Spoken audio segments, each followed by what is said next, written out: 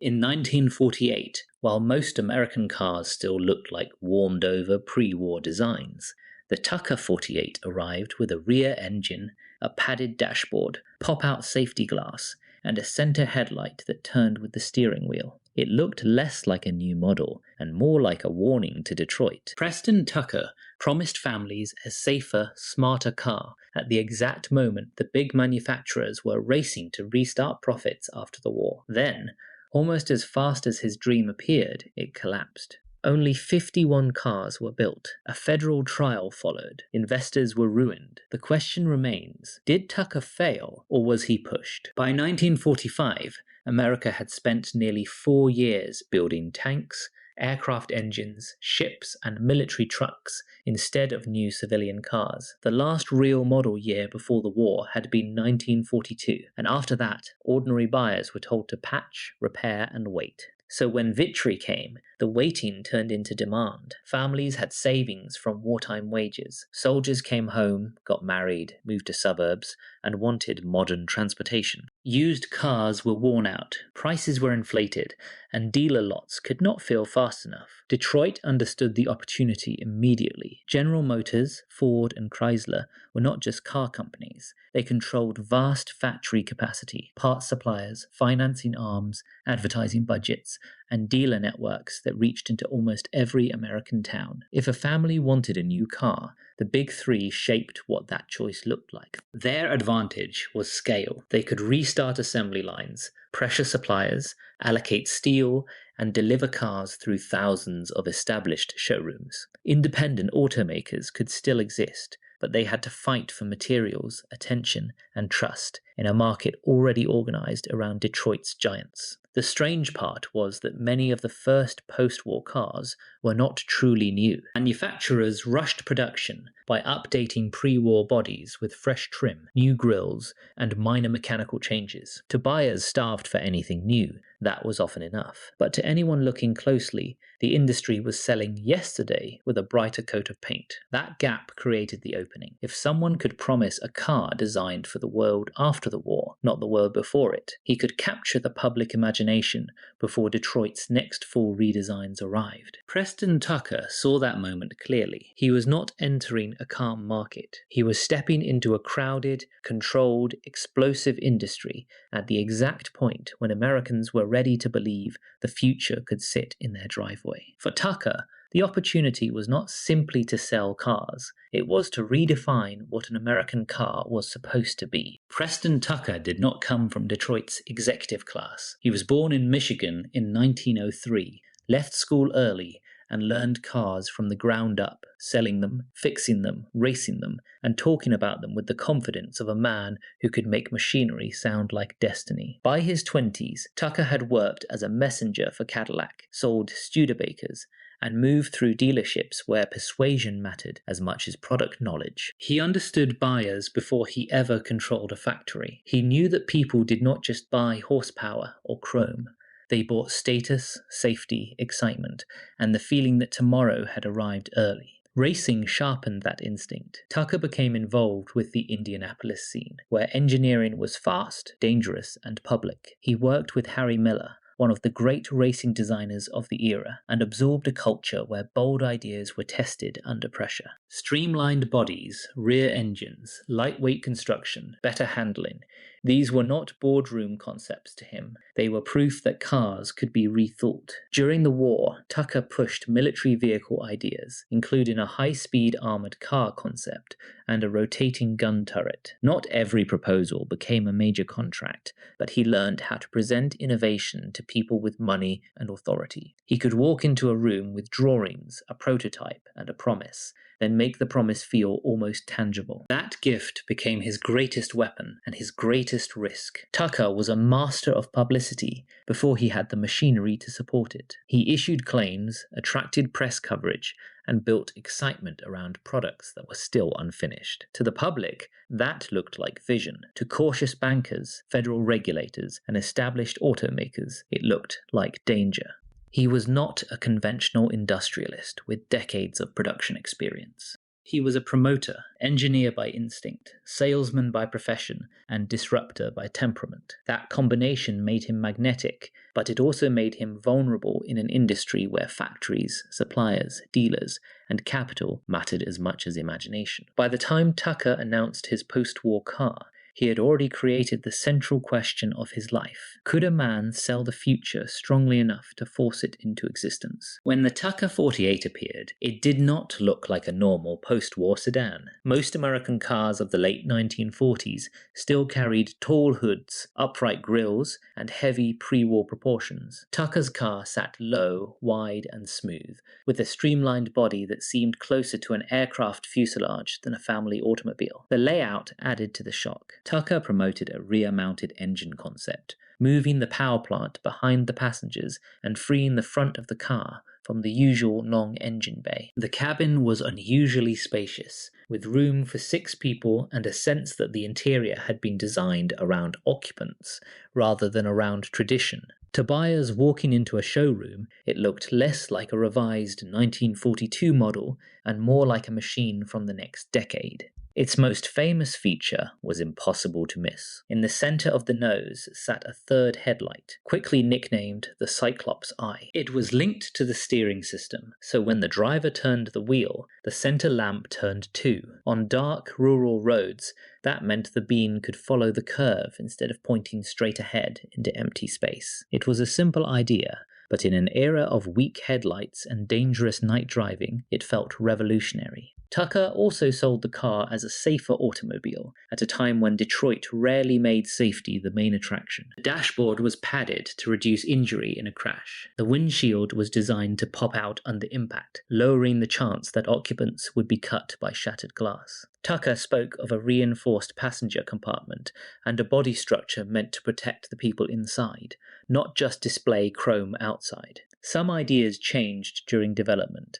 and not every ambition reached the final production cars exactly as advertised. Even so, the message was powerful. Here was a car built around visibility, impact protection, interior space, and modern engineering. That is why the Tucker 48 captured attention far beyond its production numbers. Preston Tucker was not merely offering transportation. He was arguing that the American car industry had grown cautious, that Detroit was polishing old formulas, and that the future belonged to someone willing to redesign the automobile around the driver's safety, comfort, and imagination. In June 1947, Tucker rolled out the first prototype at his Chicago plant. It was called the Tin Goose, a handmade car assembled under brutal time pressure for an audience of reporters, dealers, investors, and curious workers. The event was meant to prove that Tucker's dream was real, not just a set of drawings and promises. The debut created exactly the kind of attention he needed. People saw the low body, the central headlight,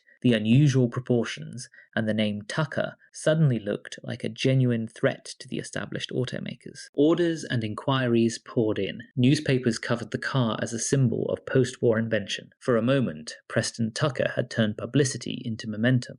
But the Tin Goose also exposed how far the company still had to go. The prototype was not a production-ready automobile. It had been changed repeatedly during construction, and the engineering team was still solving basic problems with the powertrain, suspension, cooling, and manufacturing layout. A car that could dazzle a crowd was one thing. A car that could be built by the thousands, serviced nationwide, and survive daily use was another. Tucker now needed to create an entire automaker almost from nothing. That meant securing a factory, buying machine tools, setting up assembly lines, finding reliable suppliers, hiring engineers, training workers, building a dealer network, and keeping cash moving while no finished cars were yet being sold. Every delay cost money. Every design change affected tooling. Every supplier wanted confidence that Tucker would survive long enough to pay. To raise funds, Tucker used methods that were bold and controversial. He sold stock to the public. He offered dealer franchises to businessmen who wanted a place in the next big car company. He promoted accessory programs, taking money for items connected to cars that had not yet reached mass production. These moves brought in badly needed cash, but they also gave critics a target. Was Tucker financing a breakthrough or selling hope faster than he could build automobiles. By 1948, the company was trapped in a race against doubt. Engineers pushed to refine the car. Workers pushed to assemble the first production examples. Tucker pushed the public to keep believing. Outside the factory, regulators, newspapers, investors, and Detroit rivals watched for any sign that the miracle was becoming a collapse. By late 1948, Tucker was no longer just fighting engineering problems. He was fighting institutions that had no reason to welcome him. Detroit's major automakers had spent decades building a system of factories, suppliers, dealers, finance companies, and political relationships. Tucker entered that world promising a safer, more advanced car, sold through a new dealer network, backed by public investors who believed he could embarrass the giants. The threat was not only the car itself. Tucker attacked Detroit's image. He said the industry had grown comfortable, that it sold yearly styling changes while ignoring real innovation. Features like a rear engine layout, disc brakes in early plans, a padded dashboard, a pop-out windshield, and a directional center headlight made the Tucker 48 look like a public challenge to companies that preferred gradual change. Even when some of those features were modified or dropped, the message had already landed. His dealer program created another point of friction. Tucker sold franchises before the car was in regular production, asking would-be dealers to invest in a company still trying to prove it could build at scale. To supporters, this was how a new automaker raised money against impossible odds. To critics, it looked like Tucker was collecting cash from businessmen for cars that might never arrive. Then, Washington moved in. The Securities and Exchange Commission began investigating Tucker Corporation, focusing on its stock offering, promotional claims, dealer franchises, and accessory sales. The central question was whether Tucker had misled investors and dealers by raising money on promises the company could not realistically fulfill. Once federal investigators were involved, the story changed from a risky startup to a possible fraud case. The investigation became a public weapon before it became a courtroom matter. Headlines described accusations of deception, questionable financing, and manipulated optimism. For a young company dependent on confidence, those stories were devastating. Investors hesitated, dealers worried, suppliers became more cautious. Every article made it harder for Tucker to obtain the money and parts he needed to answer the accusations by building cars. Tucker and his defenders believed the pressure did not come from Washington alone. They pointed toward Detroit, especially the Big Three, and toward political figures connected to Michigan's auto interests, including Senator Homer Ferguson. Claims of influence, lobbying, and coordinated pressure have surrounded the Tucker story ever since. Yet direct proof of a single organized conspiracy remains debated by historians, not conclusively established. What is documented is enough to explain the damage. Federal scrutiny, hostile publicity, frightened investors, and industry resistance closed around Tucker at the same time. A court verdict would come later. The company's ability to survive was being destroyed in the headlines first. In June 1949, Preston Tucker, along with several company executives and associates, was indicted on federal charges of mail fraud, conspiracy, and violations connected to the sale of stock. The government argued that Tucker Corporation had raised millions from investors and dealers by promoting a car it could not honestly deliver. The case became one of the most publicized business trials of its time. Prosecutors presented Tucker as a showman who sold excitement before he had a finished production system. They pointed to promotional films, advertising claims, dealer payments, and accessory programs as evidence that the company had created an image far stronger than its actual manufacturing capacity. Tucker's defense told a different story. They argued that the company was not a fraud, but a struggling manufacturer under pressure. The cars existed. The factory existed. Engineers had worked through real problems, and completed automobiles had rolled out of the Chicago plant. Tucker had promised an ambitious car, not an imaginary one. The trial dragged through months of testimony. By then, the legal process itself had done what no verdict needed to do. The company's reputation had been damaged, its finances weakened, and its production effort interrupted at the exact moment it needed speed, capital, and trust. A new automaker could survive delays. It could survive engineering setbacks. It could not survive a national fraud trial while still trying to prove it deserved to exist. In January 1950, the jury delivered its decision. Tucker and the other defendants were acquitted on all charges. Legally, it was a sweeping victory. The government had failed to prove its case, but the victory arrived after the machinery of the dream had already been taken apart. Investors had fled, credit had tightened, dealers had lost confidence. The Chicago factory was no longer the launch pad for a new automotive future. Only 51 Tucker cars were completed in total, including the original prototype